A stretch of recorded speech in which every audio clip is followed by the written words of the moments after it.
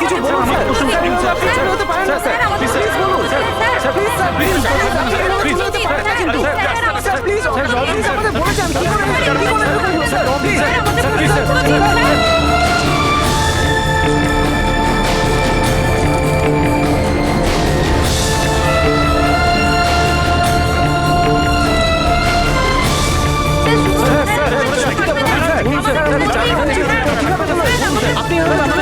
আপনি sir, please please please থাকবেন না স্যার।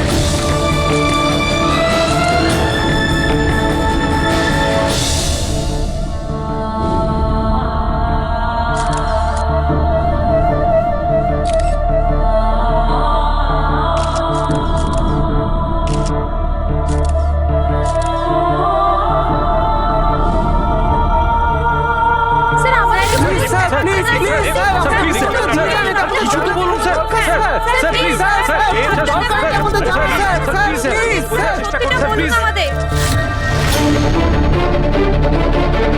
স্যার স্যার আমাদের বলুন স্যার, স্যার প্লিজ স্যার, আমাদেরকে জবাব দিতেই হবে স্যার, আপনারা বলুন sir, please please sir, please sir.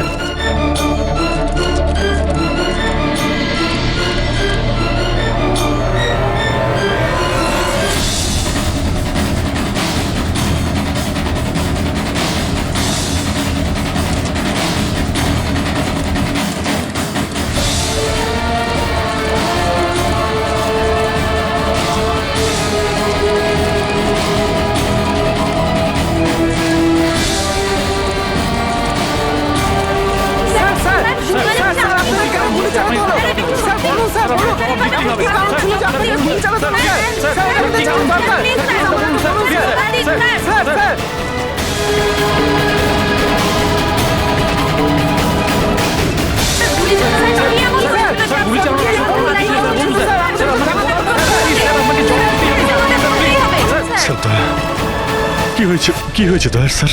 এরা বলছে যে আমি নাকি ওকে গুলি করেছি। ওরা মিথ্যে বলছে, আমি জানি যে দয়া।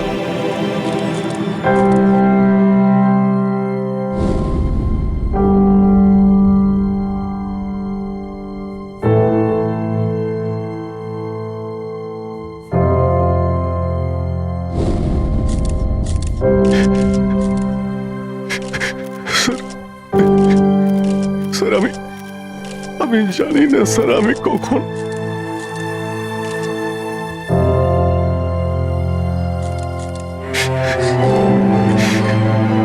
দয়া।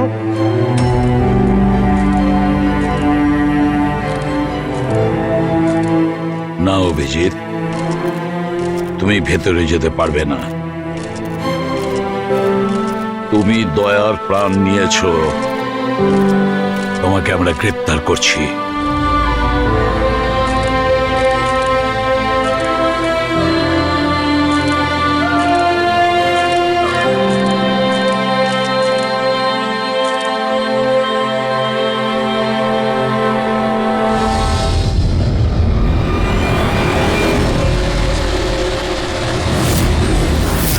স্যার, যার খুন হয়েছে তার নাম ডিকে, একজন প্রাইভেট ডিটেকটিভ। ওর কাজের লোক লাশটা দেখেছে সকালে।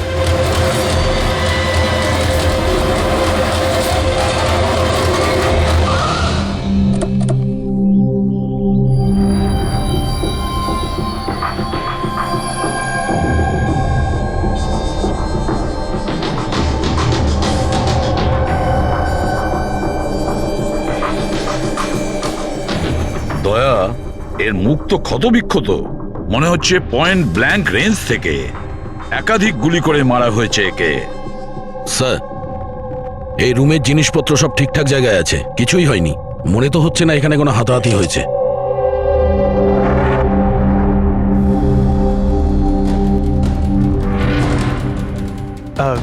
স্যার স্যার এই কাভার্ড আর লকার তো খোলা আছে, আর সব জিনিসপত্র নিজের জায়গায় আছে। দেখে তো মনে হচ্ছে যে কেউ এতে হাতই দেয়নি।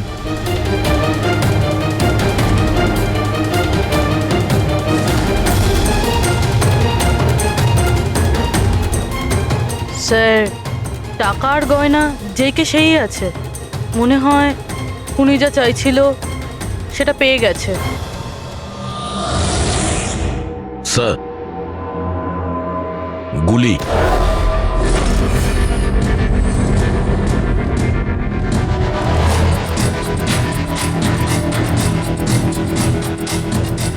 3টে গুলি চলেছে দয়া।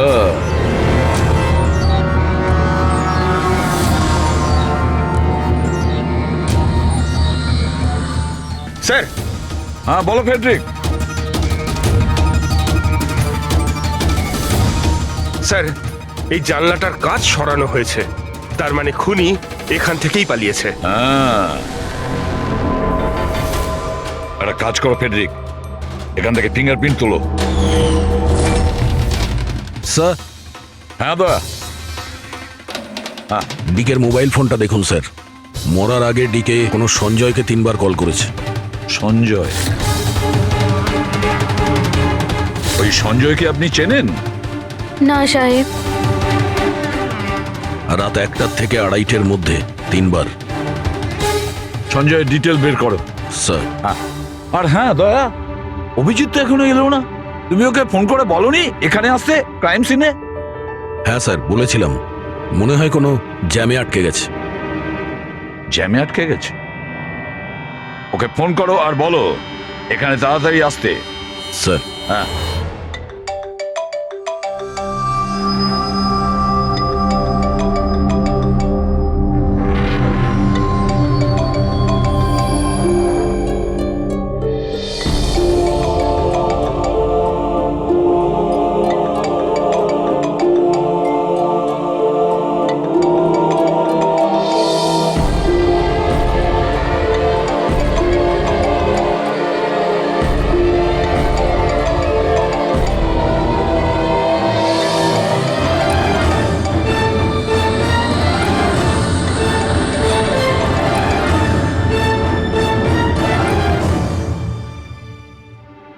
হ্যাঁ দয়া, অভিজিৎ কি বলছে, কোথায় ও?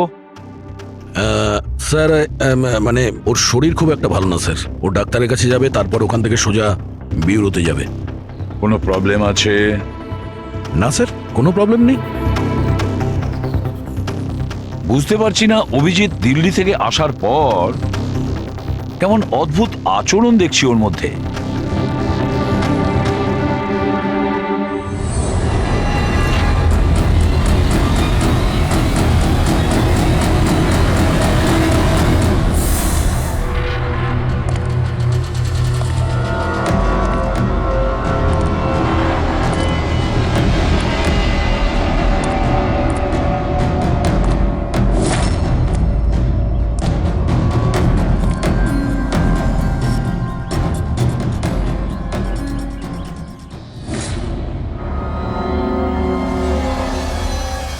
তোমার আমার সাহায্যের দরকার। তোমার? আরে ভাই, তুমি হলে গিয়ে সিআইডি অফিসার।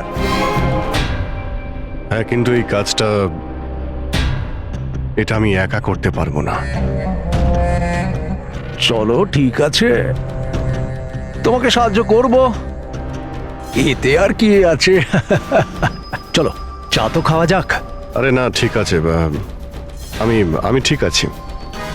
আই মিন, দেখ চেতন, এই কাজটা না, এই ব্যাপারে যেন কেউ কিছু না জানে, বিশেষ করে আমার টিম। আরে এটা আবার কি কথা বলছো? আমরা এতদিনের পুরনো বন্ধু, এইটুকু বিশ্বাস করতে পারছো না? হ্যাঁ বলো কি করতে হবে?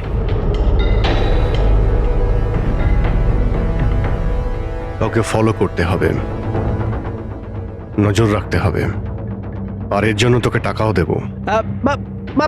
কি কথা বলছো? বন্ধুত্বের মধ্যে টাকা? হ্যাঁ। আচ্ছা ঠিক আছে, যদি মনে করো টাকা দিয়ে দিও। ফলো কাকে করতে হবে?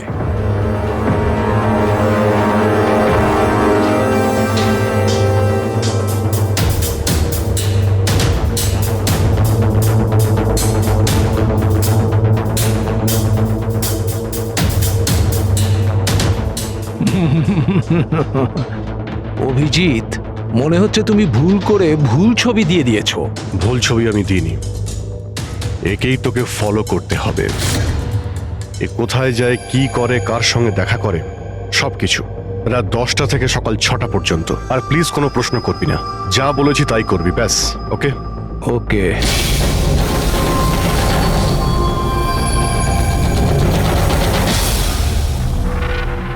হয় অভিজিৎ পাগল হয়ে গেছে, না হলে বিরাট বড় কোনো গেম চলছে।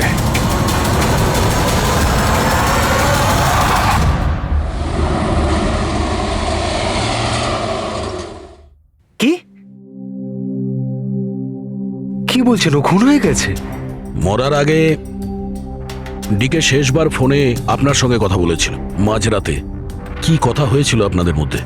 আমার কথাতে একজনের উপরে নজর রাখছিল, কোনো প্রমাণ পেয়েছিল, সেই জন্য আমাকে ফোন করেছিল। হায়ার করেছিলেন কেন? আমার বস মন্দিরা ম্যাডামের জন্য। মন্দিরা? কুমার জুয়েলার্সের ওনার, বিখ্যাত পেজ 3 সেলিব্রিটি।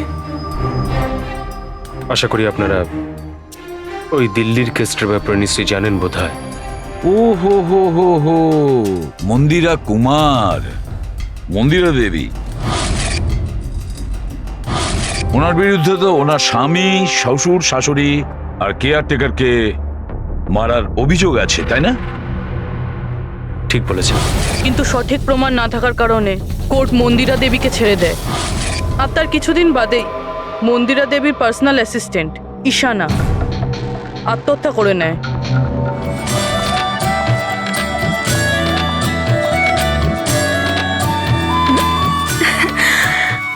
তুই হাই, আজও লেট হয়ে গেলি না? তাড়াতাড়ি যা, সঞ্জয় স্যার তোর ওয়েট করছে কখন থেকে। ও গড, সঞ্জয় স্যার তো তাড়াতাড়ি কেন চলে আসলেন? এসেও পড়েছেন আর খুব রেগে আছেন। মাই গড, তুই আমার ব্যাগটা সামলা, আমি এক্ষুনি আসছি।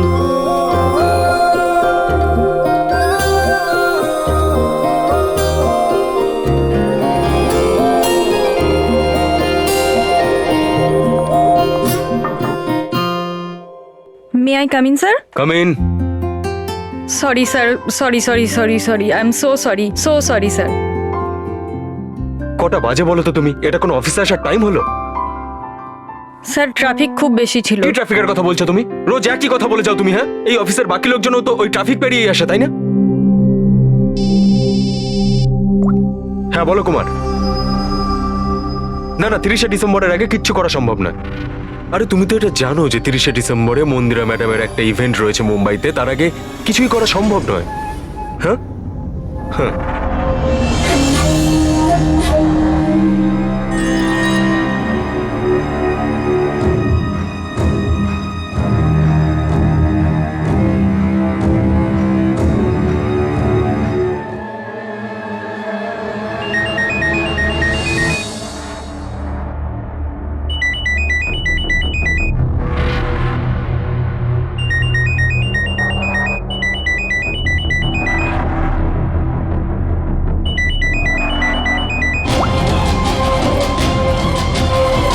ঠিক আছে। ওকে।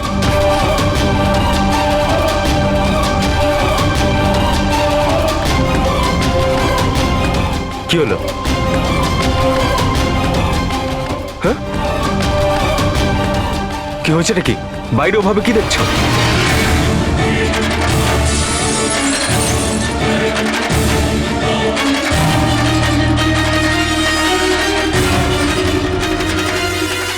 আমার এই কেবিনের জানলা দিয়ে ঝাঁপ মেরে আত্মহত্যা করেছিল।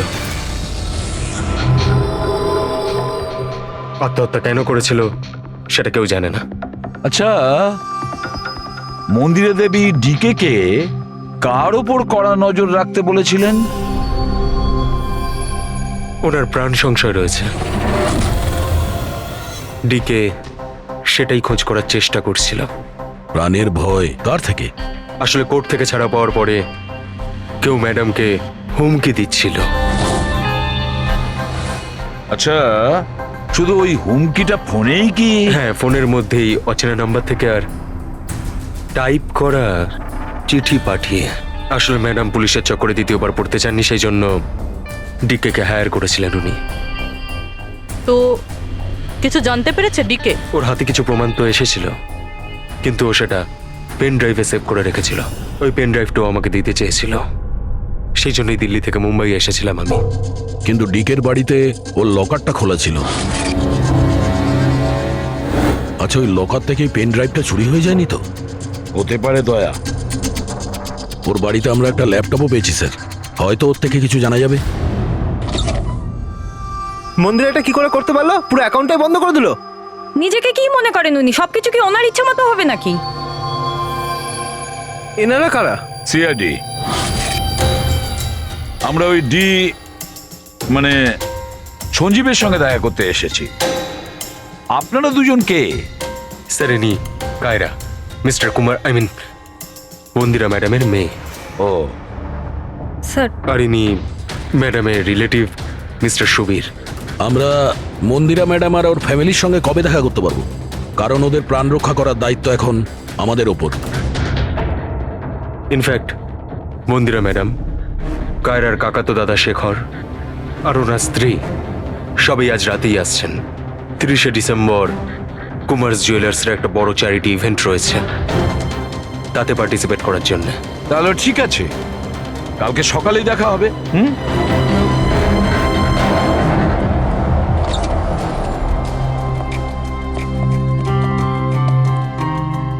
এসব কি হচ্ছে? সিআইডি আমাদের পার্সোনাল ব্যাপারে ঢুকছে কেন?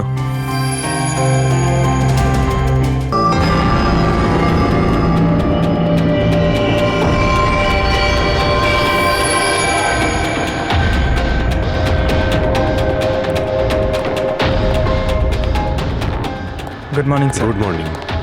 হ্যালো স্যার, এখন কেমন আছেন আপনি? Murder investigation sir, private detective DK sir, বাড়িতেই মারা গেছে স্যার। এটা পুরো কেস ফাইল স্যার।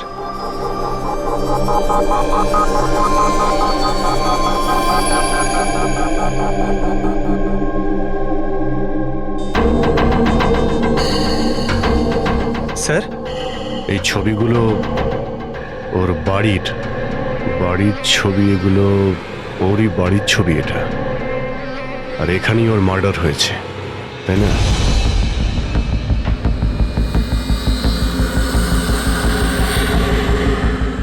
হ্যাঁ, এখানেই ওর মার্ডার হয়েছে। পঙ্কজ, ঘুরিয়ে কেন জিজ্ঞেস করছেন? আমরা এইমাত্র তো সেটাই বললাম। সেটাই তো স্যার, মনে হচ্ছে ওনার শরীর এখনো ঠিক হয়নি, কোনো গন্ডগোল মনে হচ্ছে স্যার।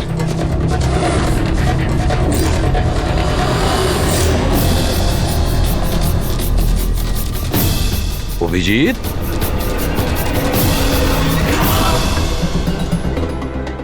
Good morning sir. কি হয়েছে তোমার? হ্যাঁ, কোন জগতে ছিলে?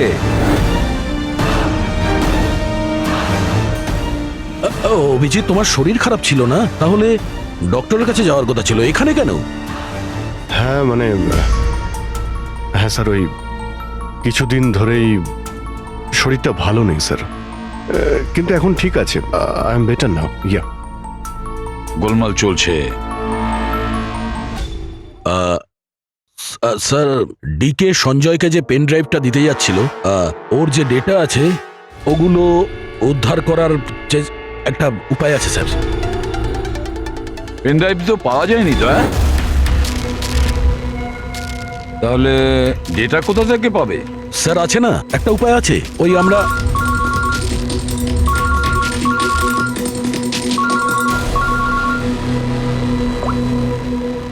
হ্যাঁ, বলো সালুকে। হ্যাঁ,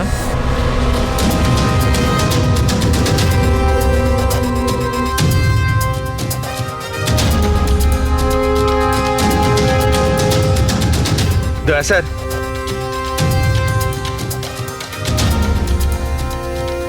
স্যার, অভিজিৎ স্যারের শরীর এখনো ঠিক মনে হচ্ছে না। কেন? স্যার, ওনাকে কেসের ব্যাপারে বোঝাচ্ছিলাম, কিন্তু উনি আমাদের কথা শুনছিলেনই না, খুব বেখেয়ালি ছিলেন স্যার। ফ্রেডি স্যার, মন্দিরের ব্যাপারে সব ডিটেলস বের করতে হবে। নিউজ পেপারে, টিভিতে যাই এসেছে সব।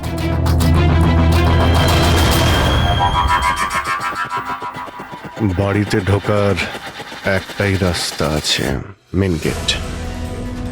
চাবি ডিকে আর ওর বাড়ির মেডের কাছে থাকে। বাথরুমের জানালা তার মানে খুনি খুনি বাথরুমের জানালার কাঁচ খোলে আর ভিতরে ঢোকে, আর তারপর অভিজিৎ ক্রাইম সিনে ছিলই না, আর এখানে তো বাথরুমের কোনো ফটোও নেই। তাহলেও এগুলো কি করে জানলো? অভিজিৎ আমার কাছে কিছু লুকোচ্ছে, কিন্তু কি?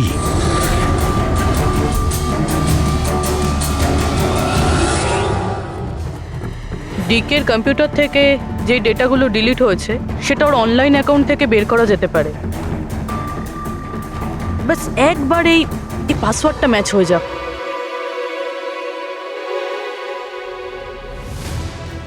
কিছুদিন ধরেই শরীরটা ভালো নেই স্যার, কিন্তু এখন ঠিক আছে, আই এম বেটার না। স্যার ওনাকে কেসের ব্যাপারে বোঝাচ্ছিলেন, কিন্তু উনি আমাদের কথা শুনছিলেনই না। খুব বেখেয়ালি ছিলেন স্যার।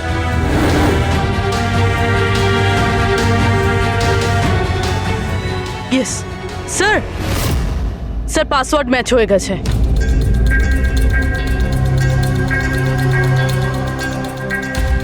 স্যার এতে তো ভিডিও রয়েছে, চেক করি। স্যার এটা তো ডিকের কম্পাউন্ডের ভিতরের ফুটেজ। এর মানে ওখানে সিসিটিভি ক্যামেরা আছে? আছে না, ছিল। আমাদের পৌঁছানোর আগেই কেউ বার করে নিয়েছে। কিন্তু বের কে করেছে? অন্য ভিডিওটা দেখো।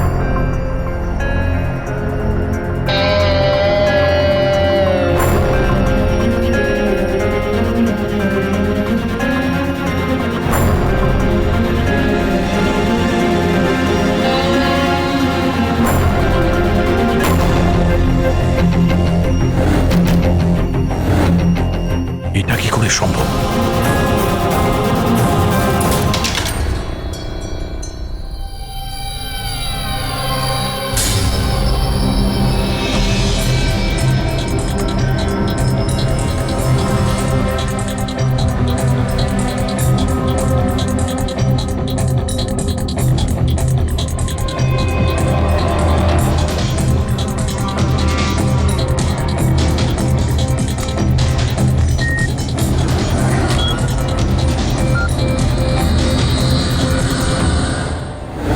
ডক্টর সালুকে আপনি খুব ভালো করে ক্রস চেক করেছেন তো? মানে বন্দুক তো আমাদের কাছে নেই, তাই বলছিলাম কোথাও কোনো ভুল? না দয়া, কোনো ভুল নেই। আমি একবার নয় 10 বার ক্রস চেক করেছি। মানছি যে বন্দুকটা আমাদের কাছে নেই, কিন্তু বন্দুকের রেকর্ড তো আমাদের কাছে আছে। সেই গুলিটা যা দিয়ে ডিকেকে মারা হয়েছে, সেই গুলিটা ওর বন্দুক থেকেই চলেছিল। গুলির প্যাটার্ন, গুলির উপর লেগে থাকা চিহ্ন, সবকিছু এইটাই প্রমাণ করছে যে সেটা অভিজিতেরই বন্দুক। স্যার স্যার গুলি অভিজিতের বন্দুক থেকে চলেছে, কিন্তু তার মানে তো এটা নয় যে অভিজিৎ গুলিটা চালিয়েছে। এক্স্যাক্টলি স্যার, সেই কারণে আমি এই কথা এসিপি স্যারকে বলিনি, শুধুমাত্র আপনাদের সঙ্গে কথা বলেছি, যাতে আমি এই মামলা সুরাহা করতে পারি। কি তুমি এই কথাটা এসিপি কে জানাওনি? কি বলবো স্যার, কি বলবো ওনাকে? যেখানে আমার বিশ্বাস হচ্ছে না, তাহলে ওনাকে কি বলবো? তুমি যদি এই কথাটা বিশ্বাসই না করবে, তাহলে ফোন করে আমাকে কেন জিজ্ঞাসা করেছিলে? যে বন্দুক থেকে ডিকে কে মারা হয়েছে সেই বন্দুকটা অভিজিতের না? কি এমন ছিল যার জন্য তুমি অভিজিৎকে সন্দেহ করেছিলে? কি ছিল ওটা? এই কারণে ডক্টর, যখন আমরা একটু পিছিয়ে দাও।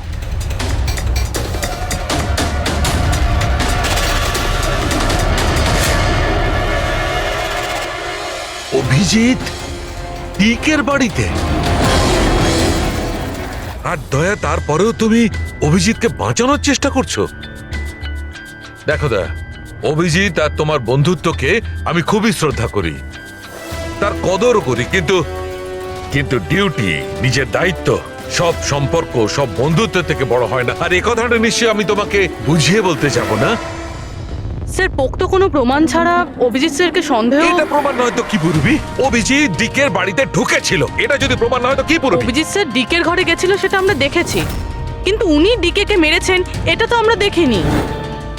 স্যার এটাও তো হতে পারে ওনার বন্দুক দিয়ে ডিকেকে অন্য কেউ মেরেছে। হতেই পারে, এটা হতে পারে যে অভিজিতের বন্দুক দিয়ে ডিকেকে অন্য কেউ মেরেছিল, কিন্তু এই অবস্থায় অভিজিতের বন্দুকটা অভিজিতের কাছে থাকার কথা নয়। তোমাদের কি অভিজিৎ এ কথা বলেছে? ও কি বলেছে যে ওর বন্দুকটা হারিয়ে গেছে? বন্দুক হারিয়ে যাওয়ার কোন রিপোর্ট দেখিয়েছে? ও সব সময় তোমাদের সঙ্গে ছিল, কিন্তু ও কি বলেছে যে অদ্ভুত পোশাক পরে ও ডিকের ঘরে কেন ঢুকেছিল, আর তাও বাথরুমের কাঁচ ভেঙে? বলো বলো। স্যার, আপনার এই সমস্ত প্রশ্নের উত্তর আমি অভিজিৎকে জিজ্ঞাসা করব, কিন্তু ততক্ষণের জন্য এসিপি স্যারকে আপনি কিচ্ছু বলবেন না।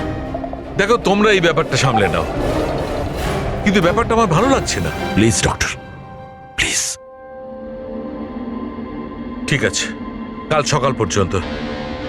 দয়া, আমি কাল সকাল পর্যন্ত তোমাদের সময় দিচ্ছি। হয় তোমরা সত্যিটা আবিষ্কার করো, নয় এই সমস্ত কথাটা নিজে এসিপি কে বলে দাও।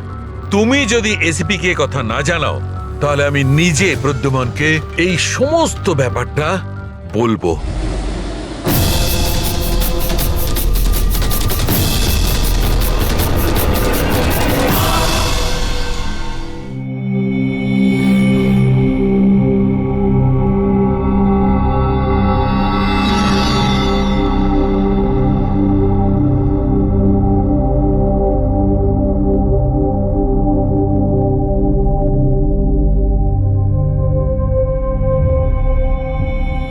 আধ ঘন্টার বেশি হয়ে গেল, 10টা থেকে 10:30 হয়ে গেল, এখনো আসেনি।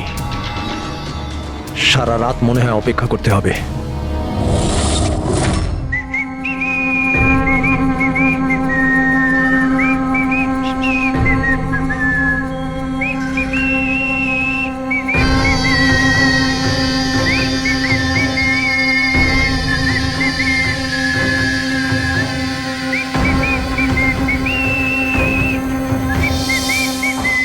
ভুল ছবি আমি দিইনি, একেই তোকে ফলো করতে হবে।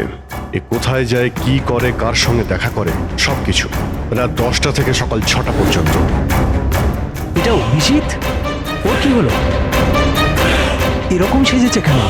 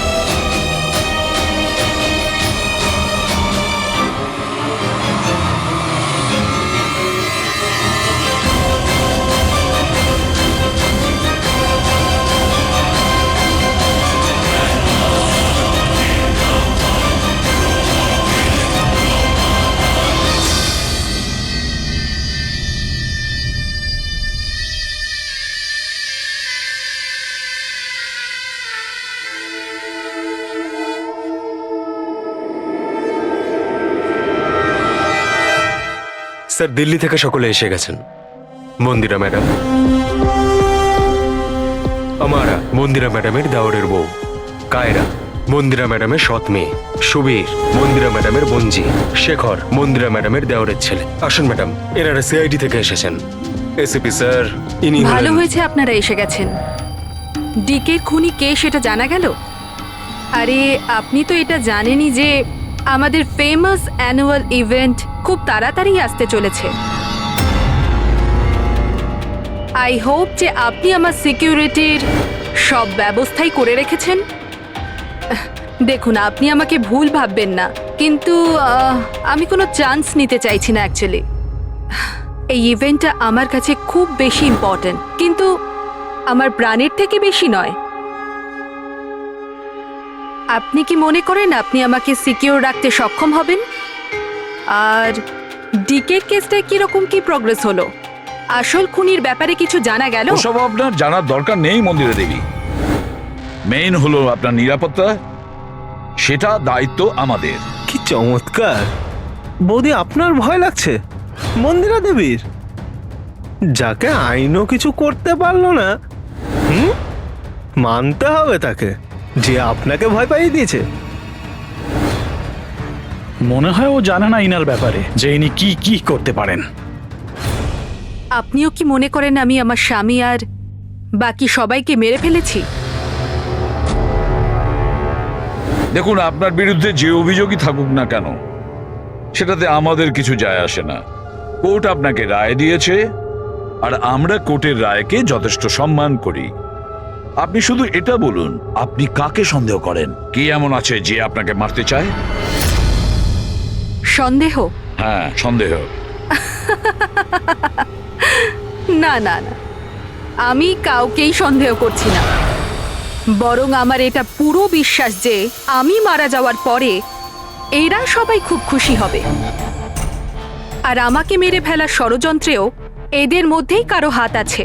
And I am very sure যে ঈশানার আত্মহত্যাতেও এদের মধ্যে একজনের হাত আছে। এবার আপনিই বলুন, এত ভালো প্রিয় আত্মীয় পরিজনরা থাকতে আমার শত্রুর কি দরকার? মম প্লিজ, তুমি আবার এই নিজের ইমোশনাল ড্রামাটা শুরু করো না। এখানে কোনো ক্রিমিনাল নেই যে তোমাকে মারতে চায়। রাইট। নিজেকে নির্দোষ ভাবা আর অন্যকে দোষী মনে করাটা, এটা তো বৌদির পুরনো অভ্যেস। আই সোয়ার, আমি তো এই গল্পটাকে বিশ্বাসই করি না। কে মারতে চায় তোমায়? আর কারা হুমকি দিচ্ছে? কোথায় আছে সে হুমকি দেওয়া লেটারগুলো? হ্যাঁ মন্দিরা দেবী, সেটা কোথায়? ওটা আমার মনে নেই, আমি ফেলে দিয়েছি। সি, আই নিউ যে তুমি এটাই বলবে। So convenient. ব্যাস, অনেক হয়েছে। আপনারা একে অপরকে দোষারোপ করা বন্ধ করুন। তবে একটা কথা খুব ভালো করে মনে রাখবেন, আমরা সবাইকে সন্দেহ করি। তাই সবাইকে বলছি, তার মানে হলো আপনাদের সবাইকে সন্দেহ করি, আপনাদের সবাইকে। আর একটা কথা, আমাদের পারমিশন ছাড়া আপনারা এই শহর ছেড়ে যেতে পারবেন না। কেউ শহর ছেড়ে যাবেন না। আর যদি দরকার পড়ে আমরা দ্বিতীয়বার তাকে ডেকে নেব। Thank you very much. Thank you.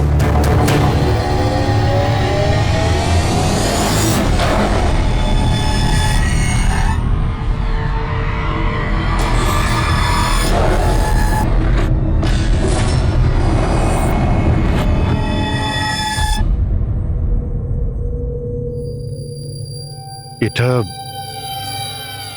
এটা আমি?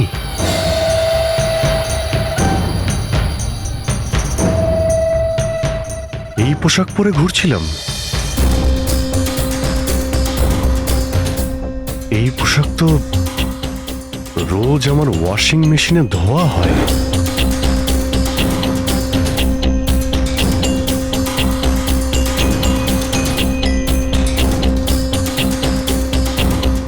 আর এই জুতো, এগুলো এত নোংরা যেন আমি পরেছি। কিন্তু আমার মনেই নেই যে এই পোশাক আমি কখন পরেছি। সত্যি আমার কি হচ্ছে আমার সাথে? এই গাড়িতে কে আছে? হ্যাঁ, কার কার সঙ্গে আমি কথা বলছিলাম? না, আমি দেখিনি। তুমি কথা বলছো, তুমি সেটা জানবে। আর তুমি আমাকে চিনতেই পারলে না? আরে তোর যদি সুইসাইডই করার হয় তাহলে তুই অন্য কোনো বড় গাড়ির সামনে জানা। আমার সামনে কেন এসেছিস? কিভাবে কথা বলছো? এরকম সেজে ঘুরছো কেন তুমি? এই, ইট ইজ মাই স্টাইল, টনির স্টাইল। তুই কে? আমি কে? আমাকে চেনো না? হ্যাঁ, আর এই টনিটাকে? আরে টনি আমি আবার কে? আরে অভিজিৎ, দেখো, কোনো কেসের জন্য তুমি যদি এরকম করে থাকো আমাকে বলে দাও। এভাবে ভয় দেখেও না। সরা, হাত সরা। এ অভিজিৎ, কিসের কেস? আর তুই কি বলছিস কিছুই আমার মাথায় ঢুকছে না। আমার নাম হলো টনি। টনি, টনির সঙ্গে পাঙ্গা নিবি না, বুঝেছিস? সরে যা আর আমাকে যেতে দে। চল।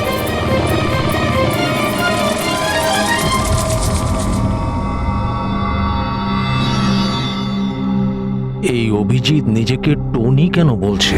টনি? কে কে টনি? সত্যি তোমার কিছুই মনে নেই?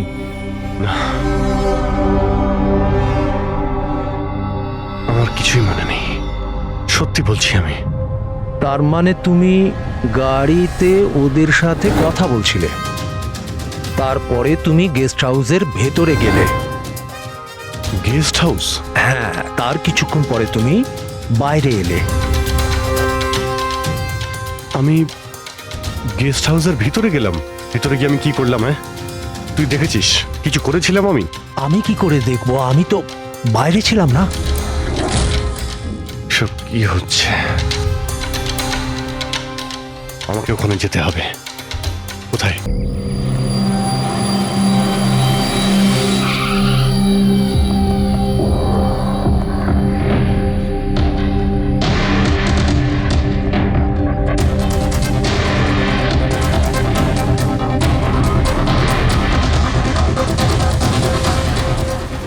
স্যার, রক্ত।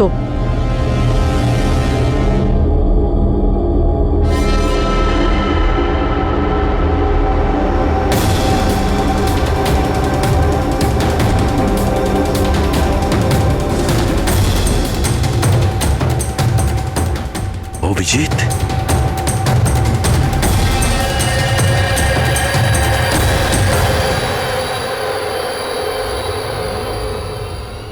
দয়া, তুমি এখানে? তোমার ফোন ট্র্যাক করে আর এই প্রশ্ন তো আমিও তোমাকে করছি অভিজিৎ, তুমি এখানে কি করছো?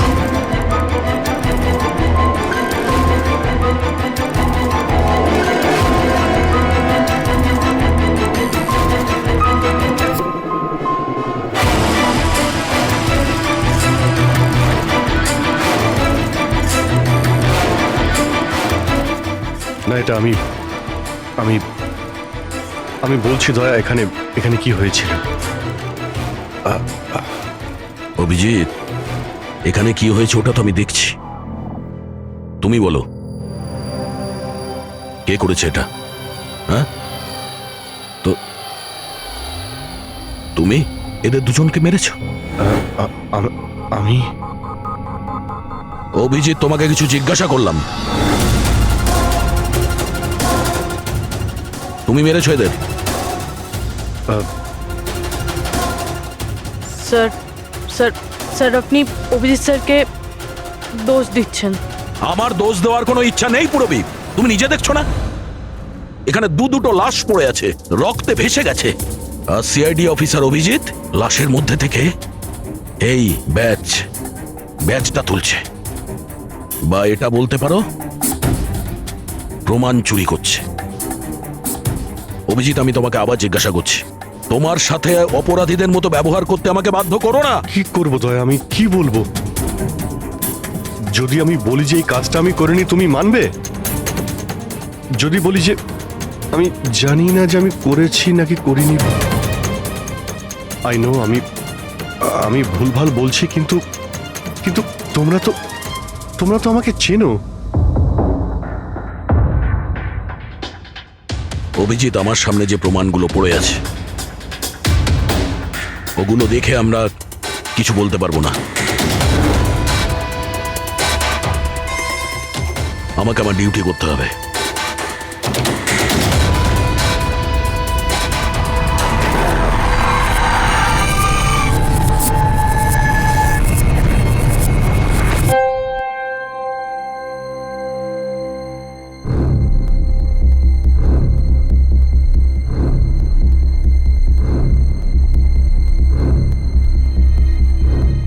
অভিজিৎ, এতক্ষণ ধরে একের পর এক জিজ্ঞেস করে যাচ্ছি তোমাকে, কিন্তু কোনো উত্তর দিচ্ছ না তুমি। হ্যাঁ, তুমি জানো তোমার ওপর কি অভিযোগ আছে? মাথায় কিছু ঢুকেছে? স্যার, ওই এক মিনিট, ব্যাস। তোমার কাছে এটা আশা করিনি। এত কিছু ঘটে গেল, তুমি আমাকে বলনি কেন? আমাকে বলনি দয়া? সালুকে আমাকে বললো, তা নাহলে তো আমি জানতামই না। তা আমি তাই করেছি যেটা উচিত ছিল। বলো অভিজিৎ। তুমি কি এই খুনটা করেছো? অভিজিৎ, তুমি কি এই খুনটা করেছো? আমি জানি না স্যার। কেন জানো না? তুমি কেন জানো না? হ্যাঁ, ডিকের বাড়িতে তুমি লুকিয়ে লুকিয়ে ঢুকেছিলে, সেটা আমি সিসিটিভিতে দেখেছি। ওই লাশগুলোর পাশে তুমি দাঁড়িয়েছিলে। এই দয়া তোমাকে এখানে ধরে নিয়ে এসেছে। ডিকে আর বডিগার্ডের উপরে যে গুলিটা চলেছে সেটা তোমার গান থেকে চলেছে, ওই গান থেকে চালানো হয়েছে। আর তুমি বলছো তুমি কিছুই জানো না? আমার চোখের ওপর চোখ রেখে তুমি বলো, বলো তুমি এই খুন করোনি, বলো তুমি এইগুলো কিছুই জানো না। বললাম তুমি জানি না স্যার, আমি কিছুই জানি না স্যার। সরি, কি বলবো আপনাকে, আমি কি বলবো স্যার? যখন আমি বুঝতেই পারছি না যে আমি ডিকের বাড়িতে কেন গিয়েছিলাম, কি করে সমস্ত খুন আমার বন্দুক থেকে হচ্ছে, আমি জানি না স্যার। স্যার আমি তো ডিকিকে চিনি না, ওর বডিগার্ডদেরও আমি চিনি না, আমি মন্দিরাকেও চিনি না, আমি তো স্যার নিজেকেও চিনি না। আমি কোথায় যাই, কি করি, কার সঙ্গে দেখা করি, আমি কিছুই জানি না। গত কয়েকদিন ধরে আমার সঙ্গে এইরকমই হচ্ছে স্যার, কিন্তু আমি কিছুই বুঝতে পারছি না। সারাদিন সব ঠিকই থাকে, রাতে বাড়িতে যাই, খেয়ে দিয়ে ঘুমিয়ে পড়ি, আর যখনই সকালে উঠি তখন অদ্ভুত জামা কাপড় পরা দেখি, অদ্ভুত জুতো দেখি, যেগুলো আমার নয়। জানি না কি করে আমার বাড়িতে চলে আসে।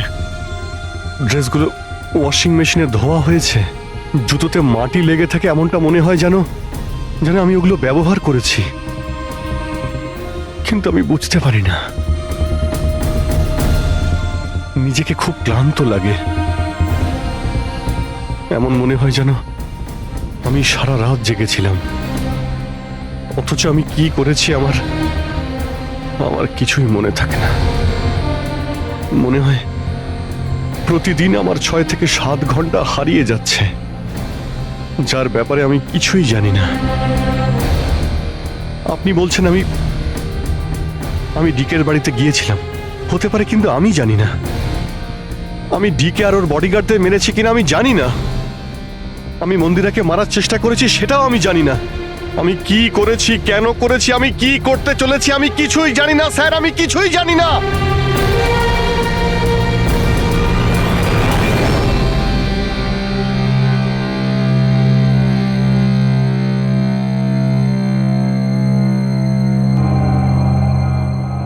দেখো অভিজিৎ,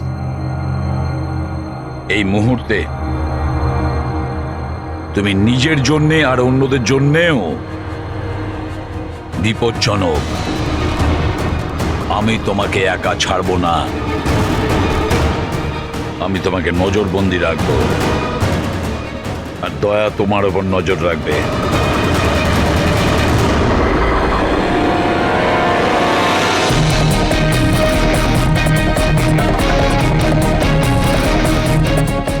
দয়া, স্যার, একটা কথা ভালো করে মনে রাখবে, তুমি নিজের বন্ধুর ওপর নয়, বরং একজন অপরাধী খুনির ওপর নজর রাখবে, এমন একজন লোক যে মানসিক ভারসাম্য হারিয়েছে। আজ থেকে এই কেসের তদন্ত আমি নিজে করব, আর তুমি অভিজিৎকে আটকাবে কোনো অপরাধ করা থেকে, আর তার জন্য যদি অভিজিতের ওপর গুলিও চালাতে হয় তাও তুমি চালাবে। Is that clear? Yes sir.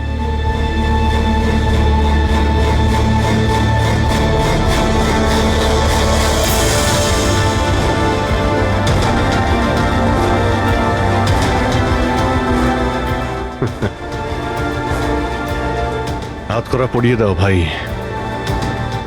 শুনলে তো, মানসিক অবস্থা ঠিক নেই আমার, কখন কি করে বসি কিছুই জানি না। আটকাও আমায়, আমার হাতে আরো একটা অপরাধ হওয়ার আগে। আটকাও আমায় ভাই। আপনাদের অফিসার, আপনাদের সিনিয়র সিআইডি অফিসার আমারই প্রাণের পিছনে পড়ে রয়েছে, আর উনি তাদেরকেও মেরে ফেলেছেন যারা আমার সিকিউরিটিতে ছিল। আর আপনি নিশ্চিন্ত হয়ে বলছেন ভয় পাওয়ার কোনো কারণ নেই। ও আপনারই চোখের সামনে সবাইকে মেরে ফেলছে, তা সত্ত্বেও আপনি বলে যাচ্ছেন যে ভয় পাওয়ার কোনো কারণ নেই। আশ্চর্য! আপনি শুধু এটা বলুন, আমি আপনাদেরকে আর কি করে বিশ্বাস করব? আজ আপনাদের একজন অফিসার সিরিয়াল কিলার বেরিয়েছে, কাল আবার অন্য কেউ বেরিয়ে ব্যাস আসবে। মন্দিরা দেবী, অনেক হয়েছে, অনেক কথা বলে ফেলেছেন। আমাদের ইন্সপেক্টর অভিজিৎ একজন সৎ এবং সাহসী অফিসার। নিজের দেশকে রক্ষা করার জন্য, সাধারণ মানুষের রক্ষা করার জন্য নিজের প্রাণও দিতে পারে। সে কোনোদিন খুনি হতে পারে না। হ্যাঁ, ওর বিরুদ্ধে অভিযোগ আছে, তিনটে খুনের অভিযোগ আছে। আপাতত এটা প্রমাণিত হয়েছে যে অভিজিৎ নিজের মানসিক ভারসাম্য হারিয়েছে। ও কি করছে ওর মনেই থাকে না, কার সঙ্গে দেখা করছে, কি বলছে, আর যখন নর্মাল হয়ে যায় কিছুই মনে থাকে না। তার মানে এই নয় যে ও একজন খুনি। আমি জোর দিয়ে বলতে পারি যে আপনার জীবন বিপন্ন, আর তাও আপনার এই আত্মীয় স্বজনদের কারণে। এক্সকিউজ মি, সব প্রমাণ আপনাদের অফিসারের বিরুদ্ধে পাওয়া গেছে, আর সন্দেহ আপনারা আমাদেরকে করছেন। হ্যাঁ, আমি সবাইকে সন্দেহ করছি। উনি তো আপনারই অফিসার, আপনি তো ওকেই বাঁচাবেন। এই তিনটে খুনই কিন্তু ইন্সপেক্টর অভিজিতের গান থেকে চলা গুলিতেই হয়েছে। আর আপনি বলতে চাইছেন যে এই কাজটা আমাদের মধ্যে কেউ করে থাকতে পারে? আরে আমাদের কাছে আপনার ওই অফিসারের গানটা কোথা থেকে আসবে? শেখর বাবু, খুব তাড়াতাড়ি আমরা খোঁজ নিয়ে নেব যে ইন্সপেক্টর অভিজিতের গান আপনার কাছে কিভাবে গেল। আর মন্দিরা দেবী, আপনাকে একটা রিকোয়েস্ট করি, 30শে ডিসেম্বর আপনার যে ইভেন্টটা আছে সেটা ক্যান্সেল করবেন না। এই একটাই সুযোগ আছে খুনিকে ধরার জন্য, কারণ খুনি ওই ইভেন্টে নিশ্চয়ই আসবে।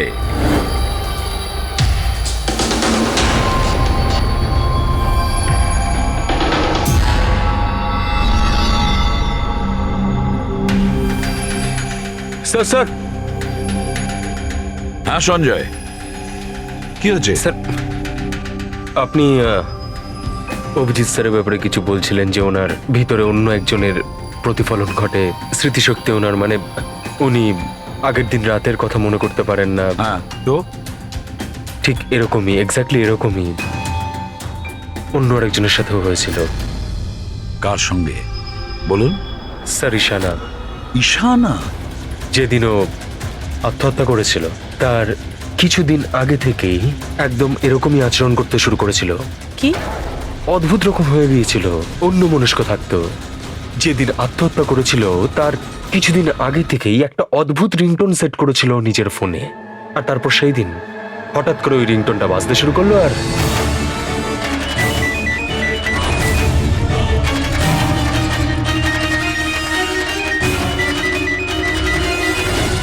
স্যার ওকে দেখে মনে হচ্ছিল ও যেন নিজের মধ্যেই নেই। স্যার, অভিজিৎ স্যারও তো দিল্লি থেকে ফেরার পর এইভাবেই বিহেভ করছে। হ্যাঁ, ঈশানা, অভিজিৎ, দিল্লি, এই তিনটের কোনো না কোনো কানেকশন আছে, নিশ্চয়ই কোনো গোলমাল আছে, কিছু না কিছু আছে।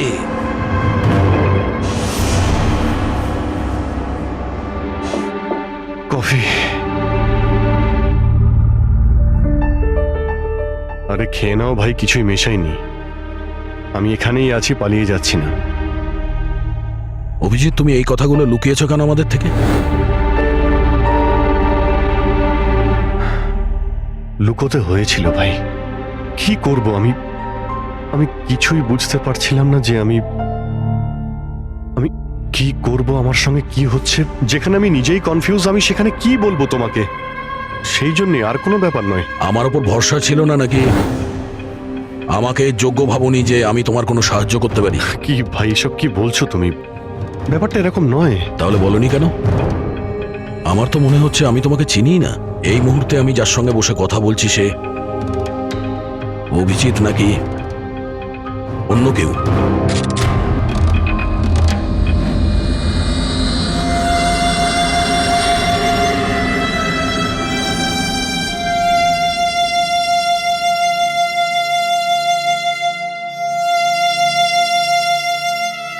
আমি তোমার কোনো ক্ষতি করব না, অভিজিৎ হই বা টনি, স্বপ্নেও তোমার কোনো ক্ষতি করব না। বন্দুক দেখানোর দরকার নেই। বিষয়টা তা নয় যে তুমি আমার কোনো ক্ষতি করবে। বিষয় এটা যে আমি এখানে শুধুমাত্র আমার ডিউটি করছি, আর আমি কোনো চান্স নিতে চাই না। আমি তো তোমাকে হয়তো চিনিই না।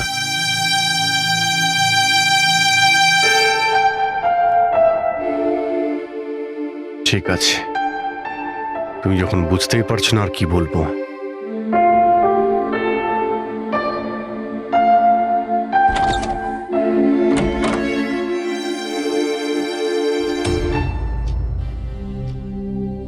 ডক্টর মহেশ, আমি আপনাকে পুরো ব্যাপারটা জানিয়েছি।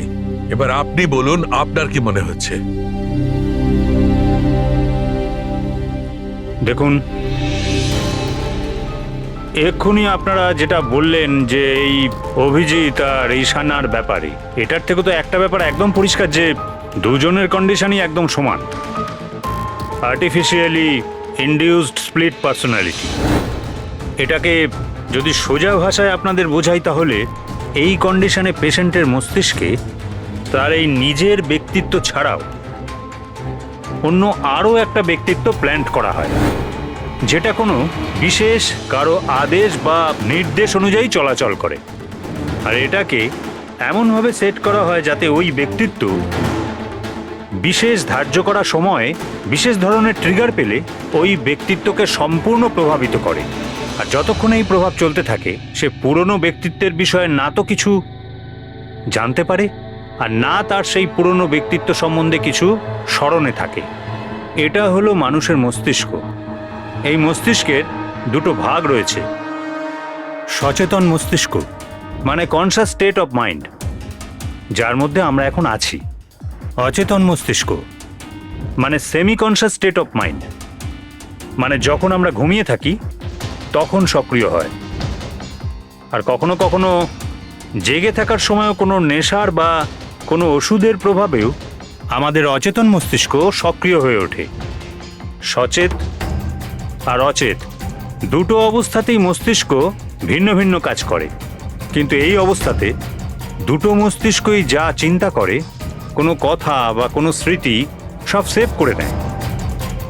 সচেত মস্তিষ্কের মধ্যে সেভ করা কথাবার্তা আমাদের অনেক বছর ধরে মনে থাকে, কিন্তু অচেত মস্তিষ্কে সেভ করা কথাবার্তা আমাদের মনেই থাকে না। ডক্টর মহেশ, এটা একটা হিপনোটাইজের মতো সম্মোহন, যাতে মানুষের মস্তিষ্ককে পুরো কন্ট্রোল করে যা কিছু করানো যায় রোবটের মতো, আর পরে কোনো বিশেষ আওয়াজ করে ওই সম্মোহনটাকে ভেঙে দেওয়া যায়। মানুষের কিছুই মনে থাকে না। না না না ডক্টর সালুকে, সম্মোহন একদম আলাদা প্রক্রিয়া। সম্মোহন অবস্থায় আপনি মানুষকে ততক্ষণই কন্ট্রোল করতে পারেন যতক্ষণ সে সম্মোহিত আছে। সম্মোহিত অবস্থা থেকে একবার বেরিয়ে আসার পর তাকে আবার সম্মোহিত করতে হয়। এখানে ব্যাপারটাই পুরো আলাদা। এখানে মানুষের মস্তিষ্কে একটা ঘটনা যা আদৌ ঘটেইনি, একটা ব্যক্তি যার কোনো অস্তিত্বই নেই, তাকে ওই মানুষের মস্তিষ্কের ভিতরেই প্ল্যান্ট করা হয়। তার মস্তিষ্কে এই কথাটাই ফিট করা হয়। আচ্ছা, তার মানে এত কিছু অভিজিতের সঙ্গেও ঘটেছে। কোনোভাবে অভিজিৎ ওই ট্রিগারগুলো পেয়ে যায়, যার কারণে টনি জেগে যায়। Exactly sir. রাতে অভিজিৎ ঘুমিয়ে পড়ার পর নিশ্চয়ই কোনো না কোনো আওয়াজ শুনতে পায়, যেটা ওই টনির জন্য একটা ট্রিগারও হতে পারে। হয়তো ওই আওয়াজটা শুনেই টনি জেগে যায়, কিন্তু অভিজিৎ সেখানেই ঘুমিয়ে থাকে। টনি জেগে যায় যে টনি আসলে খুনি, একজন বদমাশ, একজন অপরাধী। আর অভিজিৎ যাদেরকে চেনে ও তাদের কাউকেই চেনে না। যদি এটাই হয়তো অভিজিতের ভেতরের টনিকে কোনোভাবে কমেন্ট দেওয়া হয়েছে মন্দিরাকে মেরে ফেলার জন্য, তাহলে 30শে ডিসেম্বর ইভেন্টে টনি এর পরিণাম দেখতে চায়। মন্দিরাকে মেরে ফেলার চেষ্টা করবে 2 দিন পরেই, 30শে ডিসেম্বর।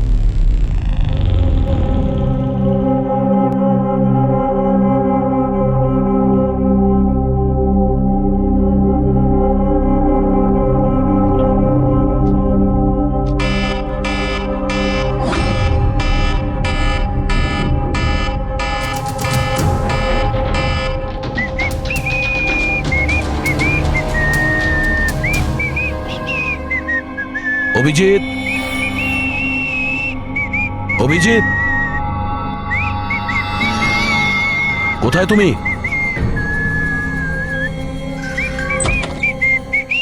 অভিজিৎ, অভিজিৎ, ওই শুনতে পাচ্ছ না?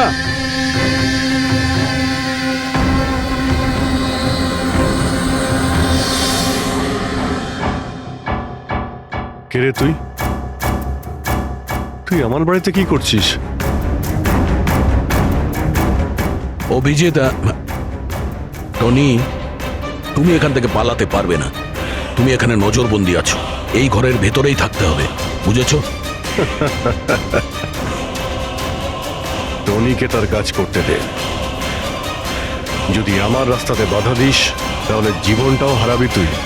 চল এবার যেতে দে। বাড়ির বাইরে না, ভেতরে।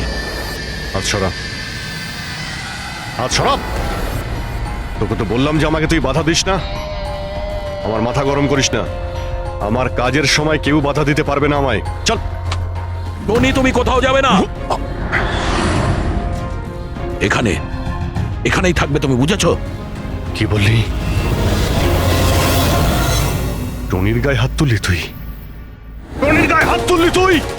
অভিজিৎ, অভিজিৎ, অভিজিৎ,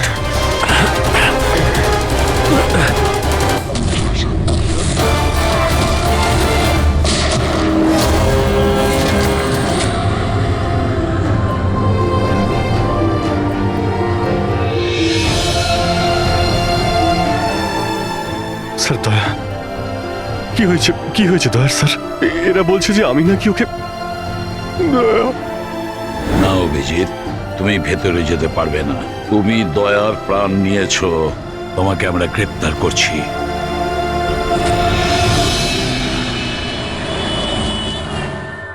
ঈশানার ফোন রেকর্ডে ডক্টর তানিয়ার নাম কয়েকবার এসেছে। আপনাদের মধ্যে কেউ চেনে ডক্টর তানিয়াকে? আত্মহত্যা করার আগে উনি ডক্টর তানিয়ার সাথে দেখা করেছিলেন কি? এই ডক্টর তানিয়া কোনো ডেন্টিস্ট নয় তো? মারা যাওয়ার আগে ঈশানা কয়েকবার একজন ডেন্টিস্টকে দেখিয়েছিল। আমার নাম তো মনে নেই, কিন্তু হতে পারে ইনিই সেই। যতদূর আমার মনে হয় ইনি কোনো ডেন্টিস্ট তো নন। কিছুদিন আগে সিআইডি অফিসার অভিজিৎ এখানে ছিল। Yes ma'am. ওই পুরো সপ্তাহে এখানে যারা যারা ছিলেন তার পুরো লিস্ট আমার চাই। আর ওনার থাকার সময় এই লবিতে থাকা সিসিটিভি ফুটেজও চাই।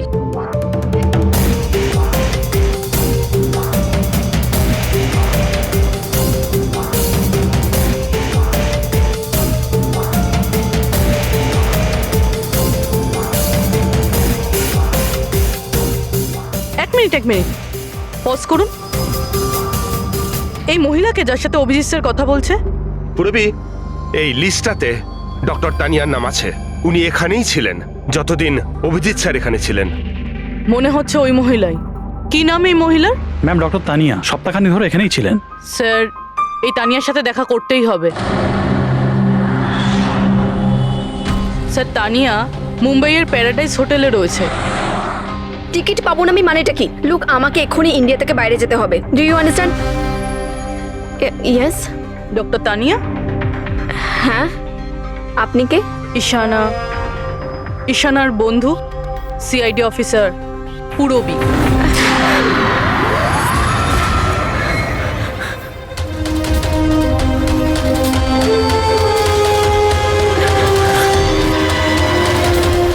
পালানো অত সহজ নয়। কোথায় পালাচ্ছেন তানিয়া দেবী? কি কি চানটা কি আপনারা? অভিজিতের সঙ্গে কি করেছেন আপনি?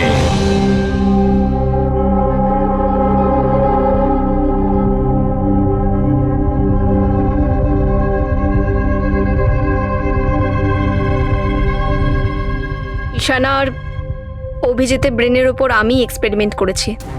ঈশানাকে আত্মহত্যা করার জন্য আর অভিজিৎকে একটা মার্ডার করানোর জন্য আমি প্রোগ্রাম করেছিলাম। কিভাবে কিভাবে সেই প্রোগ্রামটা করেছেন? আর্টিফিশিয়ালি ইলিউশন স্প্লিট পার্সোনালিটির সাহায্যে আমি দুজনের ব্রেনটাকে সেট করি, আর নিজের সেট করা শিডিউলের অনুযায়ী এই দুজনকেই এরকমভাবে প্ল্যান করেছি যে কোনো রকমের আওয়াজ হোক বা রিংটোন বাজুক, আর যখনই আওয়াজ হোক না কেন ওদের সমস্ত অর্ডারগুলি মানতে হবে, যে কোনো উপায়ে। ওই ফোন নাম্বারটা যেখান থেকে ওনার কাছে ফোন আসে, কার নাম্বার সেটা? ওটা একটা পিসিও নাম্বার। ঈশানাই আমাকে এই নাম্বারটা দিয়েছিল অভিজিতের ব্রেনে ফিট করার জন্য। কি বললেন আপনি? কি বললেন আপনি? অভিজিৎকে এসব করার জন্য ঈশানা আপনাকে বলেছে? হ্যাঁ, আর ঈশানা যে আত্মহত্যা করেছে সেটা কি? সেটার কারণ কি? ওটা আসলে ঈশানা নিজেই বলেছিল আমাকে করতে। হোয়াট? হ্যাঁ, বলেছিল তো ঈশানাই, বাট আই এম শিওর নিশ্চয়ই এর পেছনে কোনো না কোনো কারোর হাত আছে, যার বিষয়ে আমি জানি না। কেন? সে কেন এগুলো করবে? হয়তো ওর কোনো দুর্বলতা ছিল। যে করেই হোক অভিজিৎকে ওই পরিস্থিতি থেকে বের করতে হবে। নিয়ে চলো একে। চলো। ও বাইরে বেরোতে পারবে না। কেন? আমি অভিজিতের ব্রেনকে প্রোগ্রাম করেছি। সম্মোহন নয়, যে ইচ্ছে হলো আর ভেঙে দিলাম। আমি অভিজিতের ব্রেনের মধ্যে একটা খুনিকে প্ল্যান করেছি, টনিকে। এটাই হলো সেই আর্টিফিশিয়ালি ইনডিউস পার্সোনালিটি, যেটা আর কোনোদিনও বাইরেই আসবে না। আমি যদি চাই তাহলেও অভিজিৎকে কোনোদিন বাইরে বের করতে পারবো না, কিন্তু আমি যদি এরকমটা করি হয়তো অভিজিৎ পাগল হয়ে যাবে, বা ও মারাও যেতে পারে। মানে যখনই ট্রিগার হবে টনি মন্দিরাকে মেরেই ছাড়বে, আরও ততক্ষণ থামবে না যতক্ষণ না সত্যিকারের মেরেই ফেলছে মন্দিরাকে। আর এসবের মধ্যে যে আসবে সেই মারা যাবে। মন্দিরাকে মারার জন্য ট্রিগারটা কি? কি ট্রিগার আছে অভিজিতের জন্য? ঈশানার কেসে ট্রিগার ছিল একটা রিংটোন, আর অভিজিতের কেসে ট্রিগার হলো একটা রিমাইন্ডার টোন, একটা বিশেষ ধরনের বিপ, যেটা আমি অভিজিতের মোবাইলে সেট করে দিয়েছি। হ্যাঁ, অভিজিৎ মন্দিরাকে কিভাবে মারবে? কি প্রোগ্রাম সেট করেছো তুমি বলো? ততক্ষণ মন্দিরাকে ছুরি দিয়ে স্ট্যাপ করতে থাকবে যতক্ষণ না ও মন্দিরের অনেক রক্ত দেখে ফেলছে। কটা নাগাদ প্রোগ্রাম সেট করা হয়েছে? 10টা নাগাদ। মাই গড, 2 ঘন্টা বাকি আছে। গ্রেপ্তার করো একে।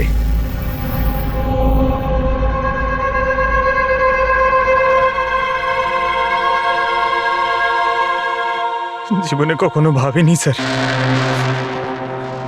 যে আপনার ওপর অপরাধের মতো নজর রাখতে হবে।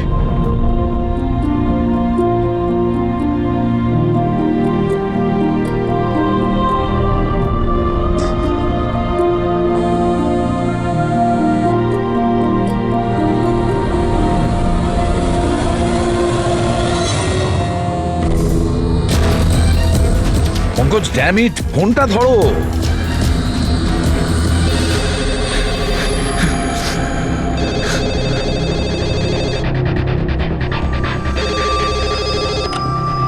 হ্যালো পঙ্কজ, কোথায় ছিলে তুমি? মোবাইলটা ধরোনি কেন? সরি স্যার, আমার ফোন সাইলেন্টে ছিল। স্যার আমি এখানেই আছি অভিজিৎ স্যারের কাছে। শোনো আমার কথা, এক্ষুনি তুমি অভিজিতের ফোনটা সুইচ অফ করো। কি স্যার, ফোন সুইচ অফ করবো? ওর ফোন সুইচ অফ করো যেভাবে আমি বলছি, এখনই, এই মুহূর্তে। অভিজিৎ স্যারের ফোন স্যার? পঙ্কজ, প্রশ্ন করো না, যা বলছি তাই করো। অভিজিতের ফোন বন্ধ করো। দেখো, হাতে আমাদের সময় নেই। অভিজিৎ যে কোনো সময় খুনি হয়ে যেতে পারে। যাও তাড়াতাড়ি। না না,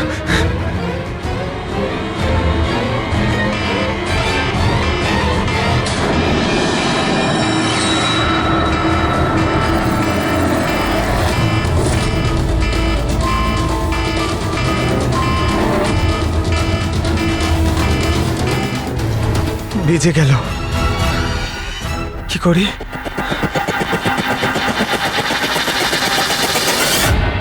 অভিজিৎ স্যার, অভিজিৎ স্যার কোথায় গেলেন? Abhijit sir, Abhijit sir,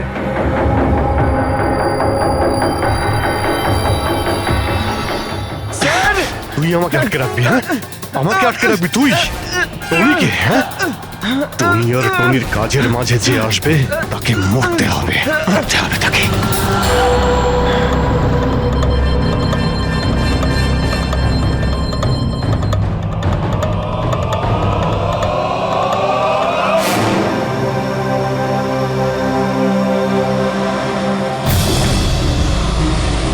sir, এখানেই চ্যারিটি ইভেন্টটা হবে।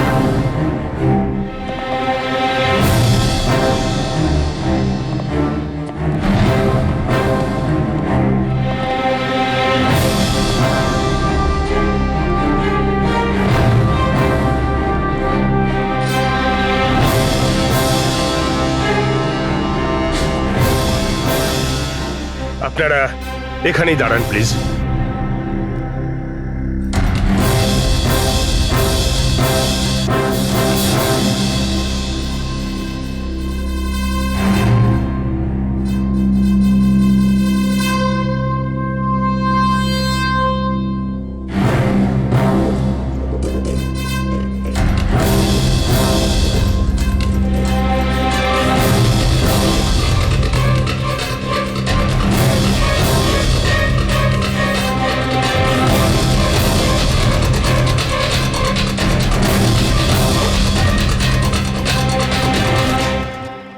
হ্যালো লেডিস অ্যান্ড জেন্টলম্যান, প্রত্যেক বছরের মতো এই বছরের সন্ধ্যাটাও খুবই গুরুত্বপূর্ণ। কারণ হলো মন্দিরা জুয়েলার্স অ্যানুয়াল চ্যারিটি ইভেন্টের জমা করা সম্পূর্ণ টাকাটা দিল্লি ও মুম্বাইয়ের বিভিন্ন অনাথ আশ্রম আর বৃদ্ধাশ্রমগুলিতে দেওয়া হবে। একবার জোরে হাততালি ডিকেসি চ্যারিটির জন্য। প্রত্যেক বছরের মতো এই বছরও আমাদের প্রধান অতিথি আছেন। তিনি আর কেউ না, তিনি হলেন মিসেস খান্না। তাহলে আসুন বন্ধুরা, একটা জোরে হাততালি দিয়ে স্বাগত জানাই মিসেস খান্নাকে। Mrs Khanna,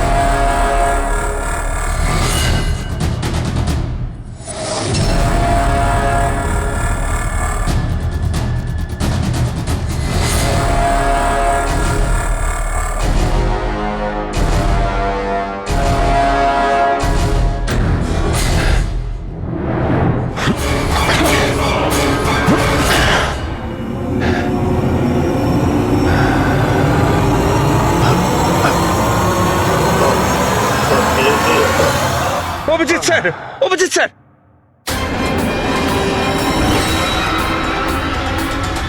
sir, sir,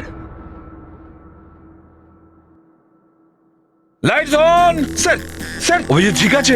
sir, sir, ওকে তাড়াতাড়ি নিয়ে চলো, তাড়াতাড়ি এসো।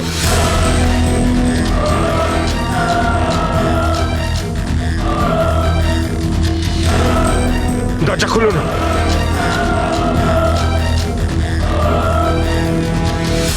মন্দিরা দেবী, টনি তার মিশন কমপ্লিট করেছে, মন্দিরা দেবীকে মারার। আর আমাদেরকে ভরসা করার জন্য আপনাকে অসংখ্য ধন্যবাদ। আপনারা সবাই আমাকে এখানে আনলেন কেন? আমার তো এখন স্টেজে থাকা উচিত। ম্যাডাম, আমাদের একটা প্ল্যান আছে। প্ল্যান? রবি,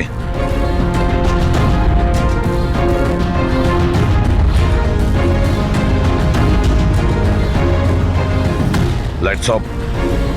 মন্দিরা দেবী,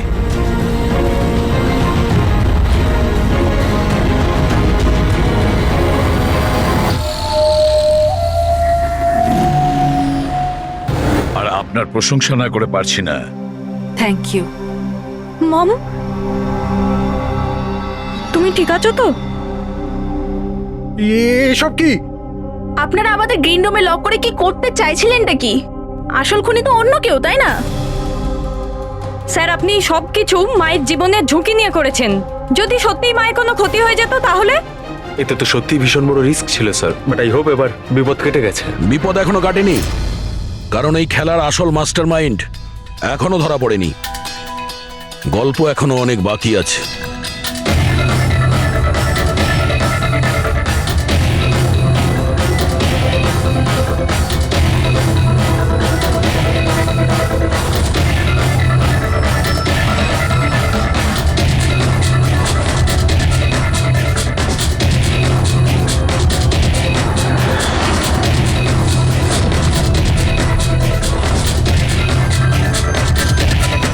কি হলো?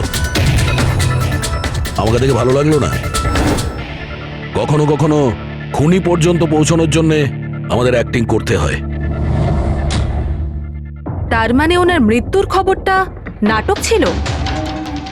আমার মৃত্যুতে খুনি খুব খুশি হয়েছিল যে ও জিতে গেছে, আর ওই সুযোগটাই আমরা কাজে লাগিয়েছি। আমরা মন্দিরা দেবীকে বাঁচানোর চেষ্টা করছিলাম, আর দয়া মাস্টার মাইন্ডের পিছনে লেগেছিল। কিন্তু আসল মাস্টার মাইন্ডটা কে?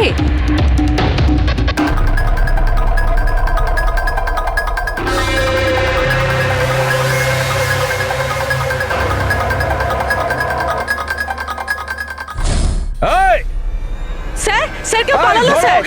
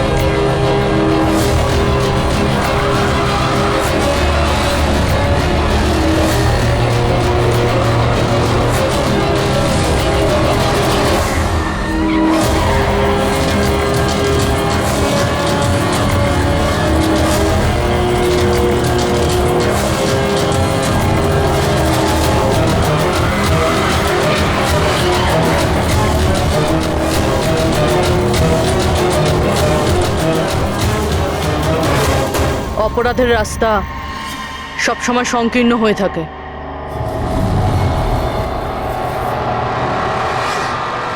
তুমি এটাই ভাবছো যে আমরা কি করে জানলাম যে তুমি খুন করেছো? আমরা তো এটা জানতাম যে এই মাস্টার মাইন্ড মন্দিরা দেবীর নিজেরই কোনো লোক। তাই আমার মৃত্যুর পরে আমি সব থেকে আগে এটা খোঁজ নিয়েছি যে আপনাদের মধ্যে কে সে যে অভিজিৎকে চিনত বা দেখা করেছেন। তারপরে আমার মনে এলো যে ক্রাইম ব্রাঞ্চের সেমিনারের জন্য অভিজিৎ দিল্লি গিয়েছিল। ওই সেমিনারে আসা লোকেদের লিস্ট যখন আমি দেখলাম তখন জানলাম যে কায়রাও গিয়েছিল। ক্রিমিনাল সাইকোলজির স্টুডেন্ট কায়রা। আর তানিয়াকে জিজ্ঞাসাবাদ করার পরে আমরা জানতে পারলাম যে ঈশানাই এই সমস্ত কাজ করতে বলেছে। ওই সময় ঈশানার মা সরকারি হাসপাতালে অ্যাডমিট ছিলেন, আর তার কিছুক্ষণের মধ্যেই ঈশানার মাকে বেসরকারি হাসপাতালে যেখানে অ্যাডমিট করা হয়েছিল সেখানকার পুরো খরচ মিস কায়রা করেছিল।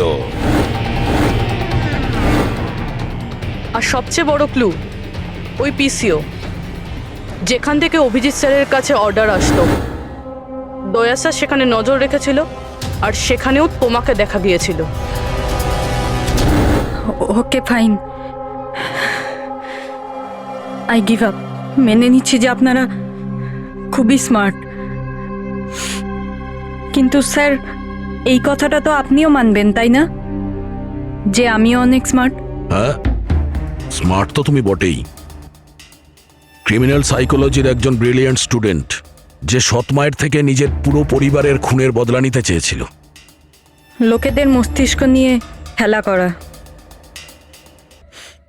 আর তাদের নিজের চক্রব্যূহে ফাঁসানো, এটাই এনার বিশেষত্ব। তাই আমি ভাবলাম যে এনাকে এনারই পদ্ধতিতে মেরে দিলে কেমন হয়। সেই কারণেই আমি ঈশানার সাথে দেখা করি আর তারপর ডক্টর তানিয়ার সাহায্য নিই। She was mad, she wanted to do an experiment. তারপর আমি ঈশানাকে অনেক বুঝিয়েছি, অনেক বোঝানোর পরে শি ওয়াজ রেডি। ওই এক্সপেরিমেন্ট নিজের উপর করায়, কিন্তু somehow I was never convinced. আমি সবসময় কনফিউজ ছিলাম যে ওই এক্সপেরিমেন্টটা করতে পারবে না। আর ঠিক ওই সময় আমার সাথে দিল্লিতে অভিজিতের দেখা হয়, আর ওনার সাথে দেখা হওয়ার পর আমি ভাবলাম যে এত সৎ আর ভালো অফিসার থাকা সত্ত্বেও এই এক্সপেরিমেন্ট অন্য কেউ কেন করবে। তারপর আমি আর ডক্টর তানিয়া অভিজিৎকে ব্যবহার করি।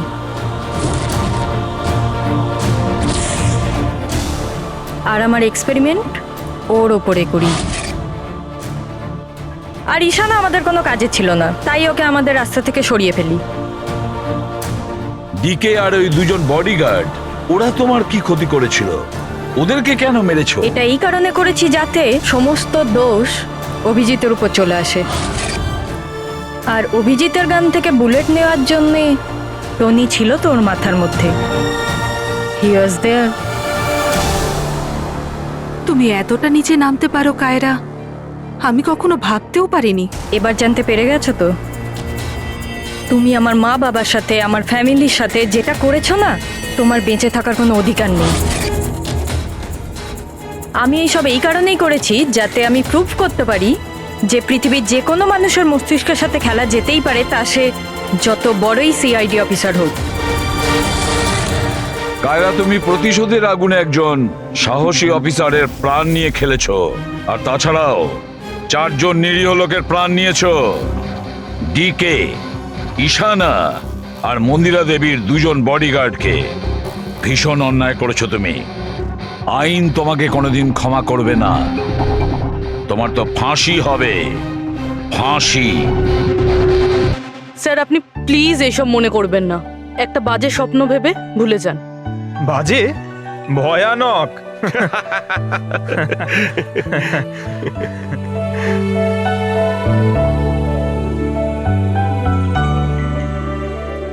বস, হ্যাঁ বলো সালুকে, বলো।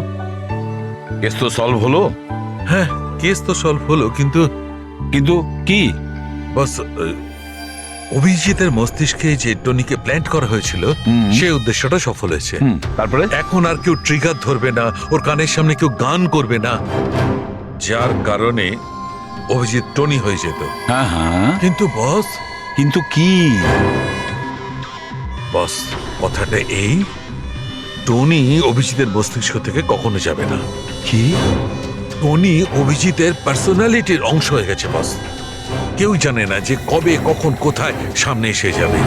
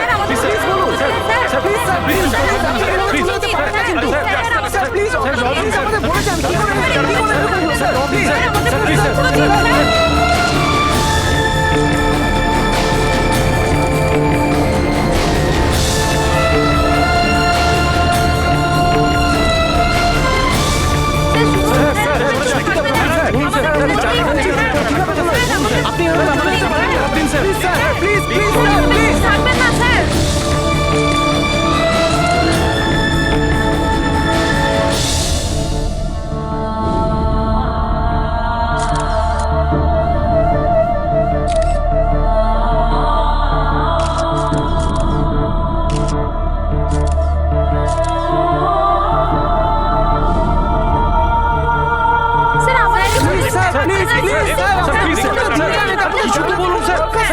স্যার প্লিজ স্যার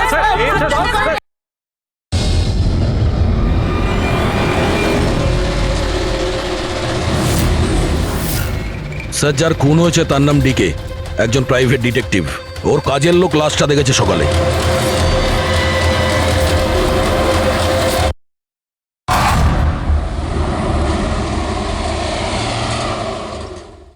কি কি বলছেন? ও খুন হয়ে গেছে?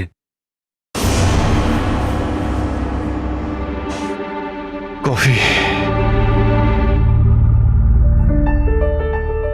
আরে খেয়ে নাও ভাই, কিছুই মেশাইনি। আমি এখানেই আছি, পালিয়ে যাচ্ছি না।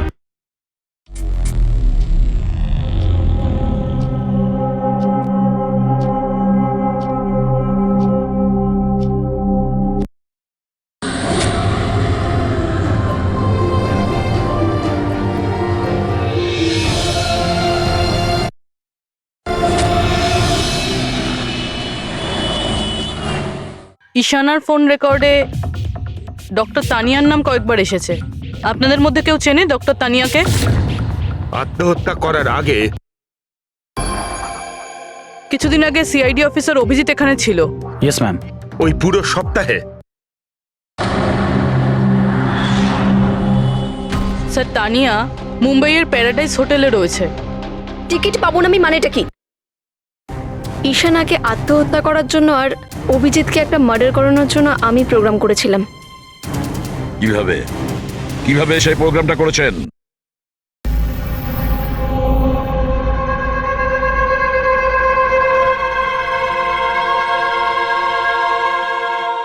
জীবনে কখনো ভাবিনি স্যার যে আপনার ওপর অপরাধের মতো নজর রাখতে হবে।